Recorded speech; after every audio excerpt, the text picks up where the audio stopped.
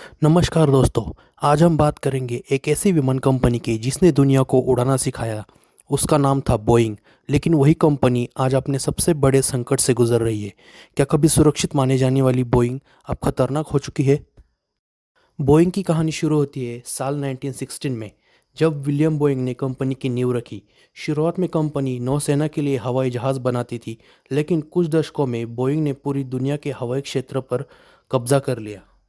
1958 में बोइंग ने अपना पहला जेट एयरक्राफ्ट बोइंग 707 पेश किया।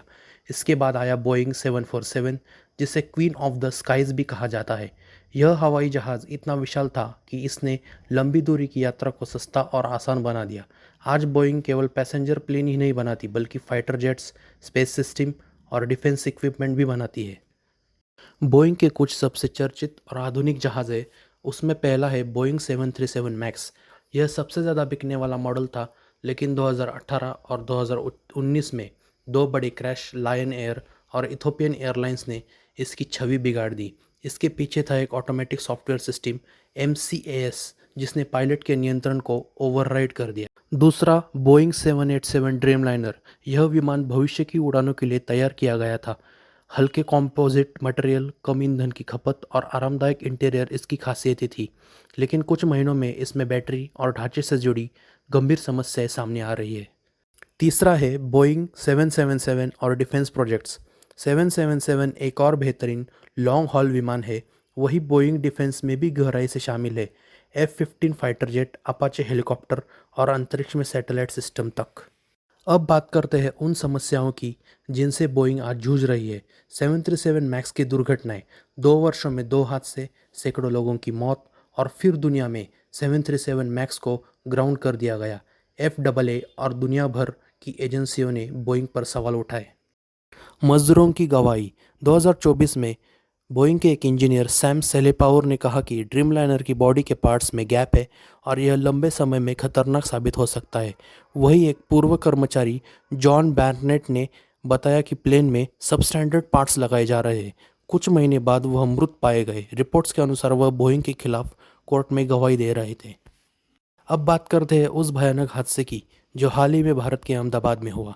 फ्लाइट AI-171, जो कि एक बोइंग 787 ड्रीमलाइनर थी, टेक ऑफ के कुछ ही मिनट बाद वह क्रैश हो गई। इस दुर्घटना में 241 यात्रियों की जान चली गई। यह दुनिया में पहली बार हुआ जब कोई ड्रीमलाइनर दुर्घटनाग्रस्त हुआ और इतने लोग मारे गए। इस हादसे ने पूरे एविएशन सेक्टर को हिलाकर रख दिया। कई देशों ने बोइंग 787 की अतिरिक्त जांच शुरू कर दी है। शेयर मार्केट में बोइंग के स्टॉक्स में भारी गिरावट आई। CEO को तुरंत विदेश दौरे से लौटना पड़ा। एक रिपोर्ट के अनुसार बोइंग में पिछले कुछ सालों में सुरक्षा के मानकों में भारी गिरावट आई है। FAA की रिपोर्ट में यह कहा गया है कि कर्मचारियों पर प्रोडक्शन का बहुत ज़्यादा दबाव था। क्वालिटी चेक को स्किप किया जा रहा था। सप्लायर्स को बिना जांच के पार्ट्स भेजने की छूट दी जा रही थी। एक कर्मचारी ने कहा, यह अब इंजीनियर्स की कंपनी नहीं रही, यह मैनेजमेंट और मुनाफे की कंपनी बन गई है। क्या यह वही बोइंग है जिसने कभी कहा था, if it's not Boeing, I am not going? Boeing आज कोशिश कर रही है फिर से भरोसा बनाने की। उन्होंने प्रोडक्शन धीमा किया है ताकि क्वालिटी पर ध्यान दिया जा सके।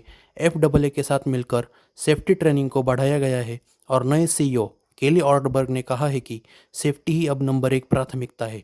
कंपनी नए प्रोजेक्ट्स पर काम कर रही है, जैसे F-47 stealth fighter, hypersonic jets और स्पेस लॉन्च सिस्टम्स।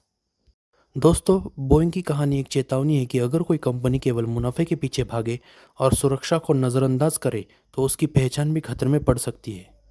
और कल का अहमदाबाद प्लेन क्रैश तो ये बताता है कि बोइंग के प्लेन में कुछ ना कुछ तो गड़बड़ी तो चल रही है और इसी हादसे ने इस कंपनी की हालत बद से बदतर बना दी है और इसका भविष्य खतरे में नज़र आ रहा है। अगर आपको ये वीडियो अच्छा लगा हो तो लाइक करें, शेयर करें और चैनल को सब्सक्राइब करना न भूलें। धन्यवाद।